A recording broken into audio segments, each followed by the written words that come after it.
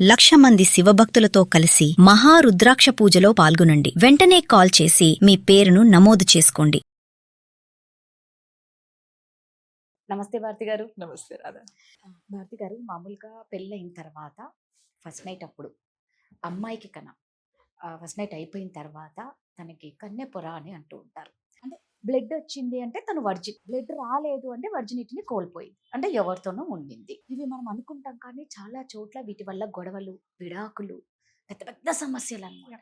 ఏంటంటే నిజమేనా ఇది? అంటే అది అలా అయ్యింది అంటే ఆ అమ్మాయి పాపం ఎంత వర్జిన్ అయినా కూడా కాదు, క్యారెక్టర్ లేని దానిలాగా చూస్తారు. నిజంగా దీన్ని ఎలా చూడాలి? 2026 లో కూడా మనం దీని గురించి మాట్లాడుకోవాల్సి వస్తుంది. Right. యాక్చువల్గా మీరన్న కన్నెపొర అన్నది సైంటిఫిక్ గా అంటే టెక్నికల్ గా హైమన్ అంటాం అనమాట. ఈ హైమన్ అనేది ఎట్లా ఉంటుందంటే, నేను కొంచెం మీకు స్ట్రక్చరల్ గా చూపిస్తా. మనకి ఆడపిల్లలకి ఇట్లా వెజైనా దగ్గర ఉండే ఈ రీప్రొడక్టివ్ సిస్టమ్ కి ఎండ్ పోర్షన్, దీన్ని వల్వా అంటాం. ఇక్కడ వెజైనా ఉంటుంది అనమాట. ఈ వెజైనాకి అందరూ ఏమనుకుంటారంటే ఒక క్యాప్ లాగా ఈ కన్నెపొర అనేది ఉంటుంది. And the very first time inter course అయినప్పుడు ఇది ఊడి కింద పడిపోద్ది, అప్పుడు బ్లీడింగ్ అవుతుంది అని అనుకుంటారు. అసలు అట్లా ఉండదు. ఆ హైమన్ అనే లేయరు 1 mm నుంచి 2 mm ఉండే ఒక థిన్ లేయర్ అనమాట. స్టిల్ ఆ థిన్ లేయర్ లో కూడా ఓపెనింగ్ ఉంటుంది. ఆ ఓపెనింగ్ ఉండడం వల్లే ఆడపిల్లలు మెచ్యూర్ అయినప్పుడు బ్లీడింగ్ బయటకు వస్తుంది. అసలు ఆ ఓపెనింగ్ లేకపోతే బ్లీడింగ్ లోపలే ఉండిపోద్ది కదా, బయటికి రాకుండా. అయితే చాలా మంది ఏమనుకుంటారు, ఆ ఫస్ట్ నైట్ రోజు ఫస్ట్ టైం ఇంటర్ కోర్స్ అయినప్పుడు బ్లీడింగ్ అనేది బయటకు వస్తుంది. అది అందుకనే పాత రోజుల నుంచి కూడా ఏంటంటే, పెదవది ఎవడు మొదలు పెట్టాడో తెలియదు కానీ వైట్ బట్టలు వేయడం, పెళ్లి కూతురికి పెళ్లి కొడుకుకి బెడ్షీట్లు కూడా వైట్ వేయడం, సో దట్ దానిపైన వాళ్ళకు కొంచెం ఆ పింక్ కలరో లేకపోతే రెడ్ కలరో కనిపిస్తేనే ఆడపిల్ల వర్జిన్, లేకపోతే వర్జిన్ కాదు. స్టిల్ ఇప్పటికీ కూడా చాలా రిలీజియన్స్ లో అది ఫాలో అవుతున్నారు. అలా అవ్వకపోతే ఆడపిల్లని వెనక్కి పంపిస్తారు. అండ్ తర్వాత వాళ్ళ పేరెంట్స్ ని పిలిచి మాట్లాడతారు. ఇవి చాలా పెద్ద గొడవలు కూడా అవుతా ఉంటాయి అనమాట. చాలా మంచి టాపిక్ ఇది యాక్చువల్లీ. అయితే అలా ఉండదు. హైమన్ లేయర్ అనేది అంత పల్చగా ఉన్న లేయరు కొంతమంది అమ్మాయిల్లో అసలు పుట్టుకతో ఉండదు.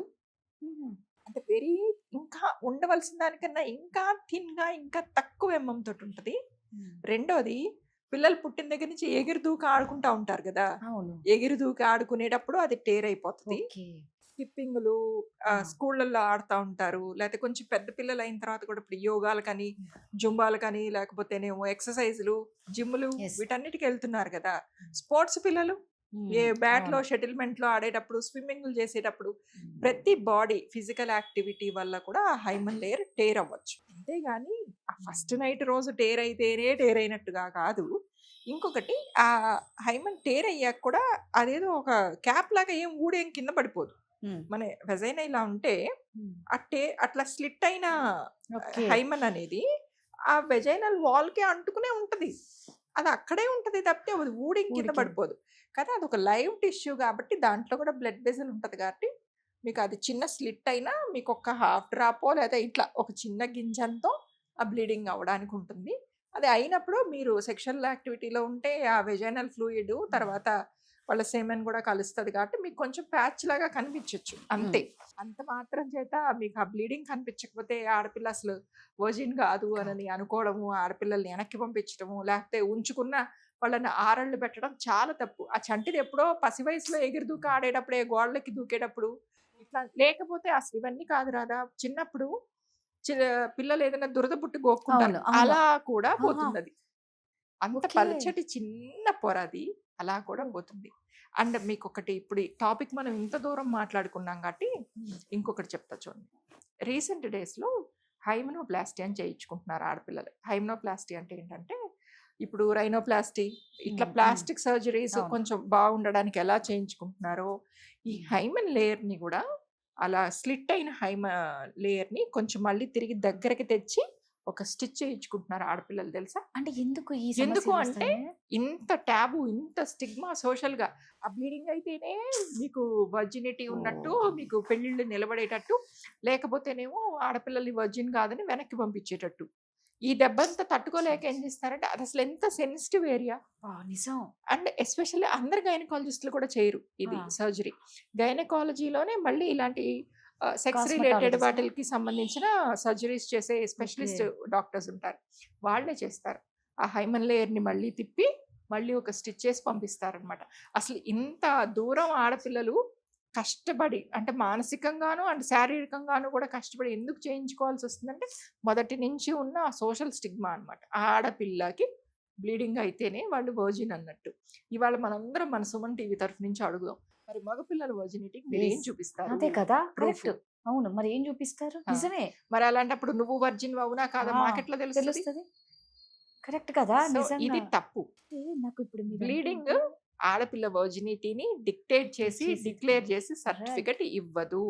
మరి ఇది ఎలా ఇప్పుడు, అంటే ఇప్పుడు ప్రతి ఒక్క మగపిల్లలు నిజంగా ఇది వాళ్ళు తెలుసుకోవాల్సిన విషయం, ఆడపిల్లలు కాదు, Hmm. మగపిల్లలు తెలుసుకోవాలి, మగపిల్లల తల్లిదండ్రులు ఆడపిల్లలు కూడా తెలుసుకోవాలి రాదా. ఆడపిల్లలకు కూడా ఏంటంటే ఏమో రేపు ప్రొద్దున బ్లీడింగ్ అవుతుందో అవ్వదో, అవ్వకపోతే మమ్మల్ని ఏమన్నా వెనక్కి పంపించేస్తారేమో, అవ్వకపోతే మమ్మల్ని ఏమన్నా ఆరళ్ళు పెడతారేమో అన్న భయంతోనే కదా ఇదేంటబ్బా? చేయించుకుంటున్నారు.